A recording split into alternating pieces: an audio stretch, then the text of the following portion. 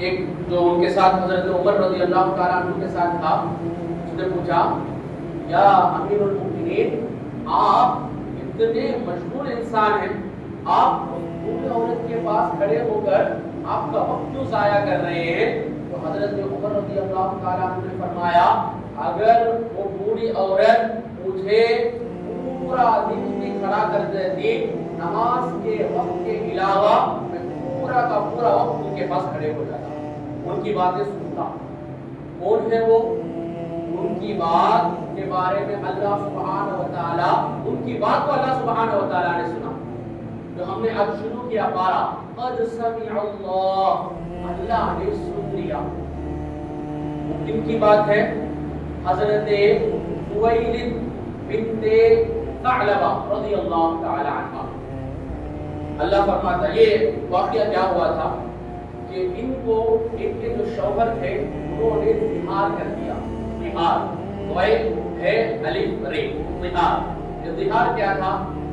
جہاں یعنی حضور کے آنے سے پہلے مکے میں ایک عادت تھی کہ طلاق دینے کا ان کے پاس ایک طریقہ کیا تھا کہ جو اجنبی عورتوں کو، عورت کو جو ہم نہیں دیکھ سکتے جو چیزوں کو، وہ چیزوں سے محرم عورت کے مشابہ کر دینا، یعنی بیوی سے کہنا کہ تمہاری پیٹھ میری ماں کی پیٹھ کی طرح۔ اب یہ نہیں ہے، یہ حکم اب کوئی زہار نہیں کرتا، جو اس زمانے میں تھا تمہارا پیٹ میری بہن کے پیٹ کی طرح، تو کیا ہو جاتا؟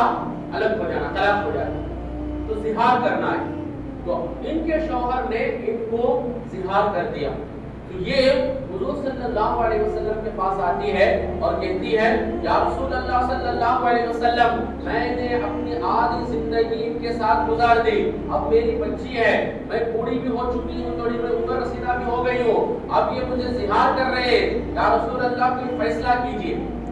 اور حضور صلی اللہ علیہ وسلم جو بھی مکے میں پہلے جو قانون تھا اس کو تب تک نہیں بدلتے تھے جب تک آیت نہیں آ جاتی۔ جو صحیح کرنا ہے یعنی جو صفا مروہ سے دوڑنا ہے وہ پہلے سے ہی تھا، اللہ نے اس کا کوئی آیت نہیں آیا تو اسی طرح چل رہا ہے ابھی بھی۔ تو ایسے کئی سارے حکم تھے، یہ بھی زہار کا حکم بھی یوں ہی باقی رہا، ابھی تک آیت آئی نہیں۔ تو حضور نے فرمایا جب تک اللہ کی آیت نہیں آئے گی میں تم کو کچھ نہیں کہہ سکتا۔ حضور صلی اللہ علیہ وسلم اللہ کے رسول چاہتے تو دل سے بول سکتے تھے نا، جب تک اللہ سبحانہ و تعالیٰ جو چیزوں میں اللہ نے اجازت دی حضور خود سے بولتے تھے، جو چیزوں میں اجازت نہیں دی تب تک جب تک اللہ نہیں بولتا تب تک حضور صلی اللہ علیہ وسلم بھی نہیں بولتے۔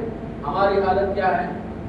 ہم دوسرے معاملے میں بولتے، پراپرٹی کے پیپرز کوئی لے کر آئے دیکھ کر بولتے ہیں میں دیکھ لیا بھائی، ایک بار جا کر رائے کہ نہیں بتا آتا، دوا کھانا دوا لے لو، ایک بار ڈاکٹر کے پاس جا کر بتا دو، لیکن جب مسئلہ آتا کوئی دین کا پورے مفتی بن جاتے، فجر کی نماز تک کھائے جا میں سہر کیا بھی نہیں چلتا، زکات وہ پر ہر سال دینے کی بھی ضرورت ہے، میں زندگی میں ایک بار دیا تو بس بھائی کہاں سے آیا ہے فتوا؟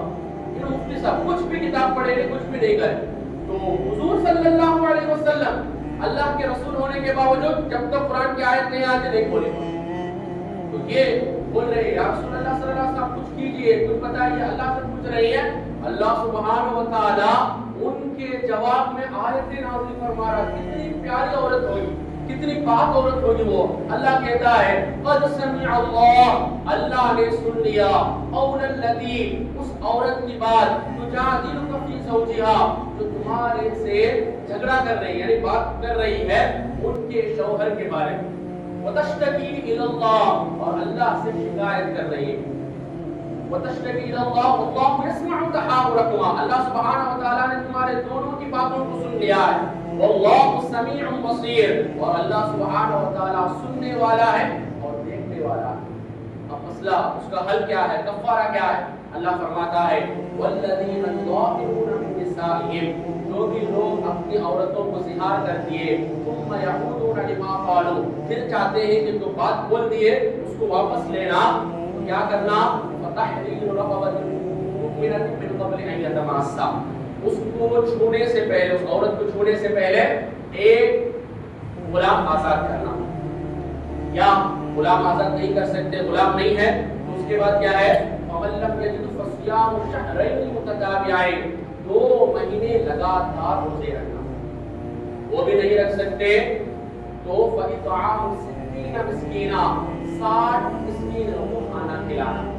اور کنفیوز نہ ہو جائے، آج زہار نہیں ہے، یہ قانون نہیں ہے، کوئی زہار نہیں کرتا.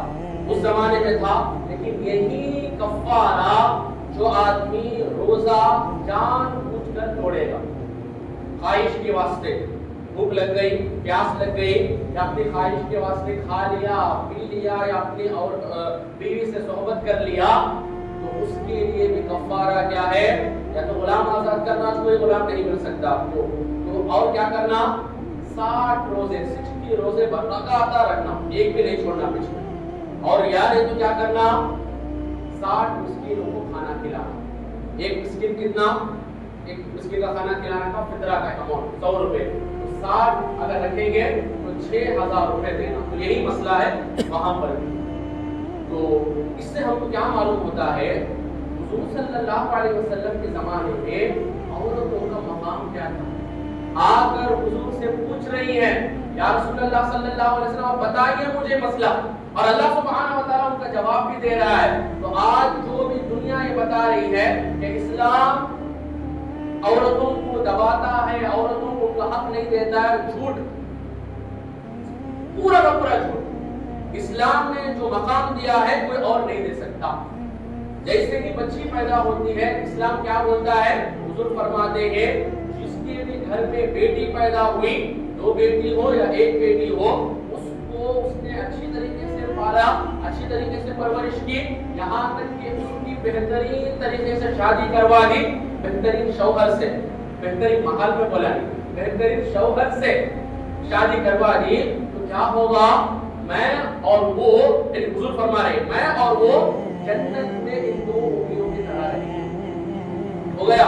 اب جب شادی ہو گئی تو کیا ملے گا؟ حضور فرماتے ہیں تم میں سے سب سے بہترین انسان کون ہے؟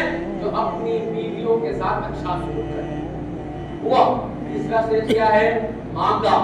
ماں کا سٹیج کیا ہے؟ میری جنت کہاں پر ہے؟ مصلی میں نہیں ہے، میری جنت میری عبادتوں میں نہیں ہے، میری جنت میری ماں کے قدموں میں. جب تک میں اپنے ماں کی خدمت نہیں کروں گا، وہ مجھ سے راضی نہیں ہوگی، تب تک میں جنت میں نہیں جا سکتا.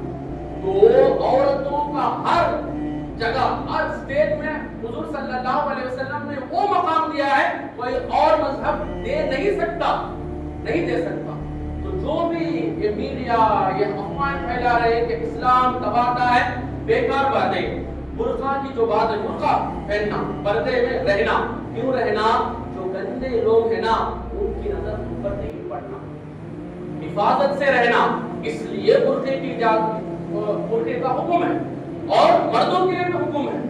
پہلے مردوں کے لیے حکم آیا کہ اپنے آنکھوں کو نیچے رکھو، کسی اجنبی عورت کی طرف مت دیکھو. اس کے بعد عورتوں کے لیے آیا کہ تم بھی پردے میں رہنا.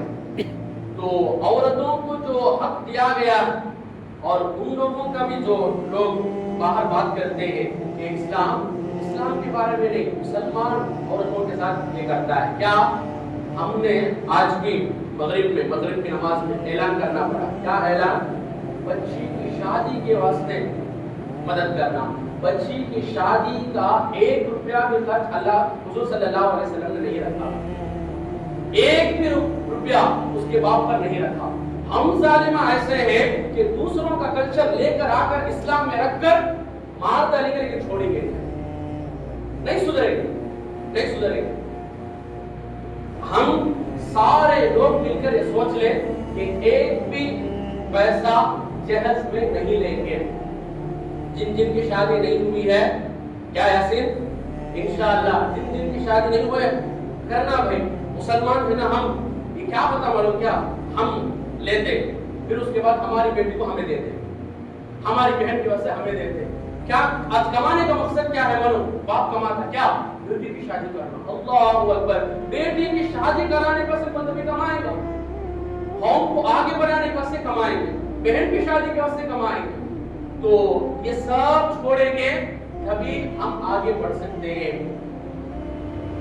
وقت ہو گیا. ایک منٹ. ایک جو سوال آتا ہے، اتنا بولتے اسلام نے یہ دیا، کیوں اسلام میں کوئی بھی نبی عورت نہیں بنی؟ یہ جس کا ایک سوال آتا ہے. کہ اسلام میں اتنا بڑا مقام دیا بولتے ہیں نا، ایک مرتبہ بھی ایک بھی نبی کیوں عورت نہیں آئے؟ پورے کے پورے نبی مرد کیوں آئے؟ جو نبی بنتے ہیں نا وہ آسان کام ہے کیا؟ نبی بنیں گے کیا ہے؟ حضور کو ان کا شہر چھوڑ کر باہر نکلنا پڑا. حضرت نوح علیہ السلام کو 950 سال دوسروں کو سکھانا پڑا. حضرت زکریا علیہ السلام کو کاٹا گیا. حضرت موسیٰ علیہ السلام کو بستی سے باہر نکالا گیا. اتنا پورا پریشانی ہے. اللہ چاہتا ہے کہ یہ میری عورتیں اس کو ناک سہن کریں، مرد اس پر سوار کریں. ایک فضیلت ہے نا.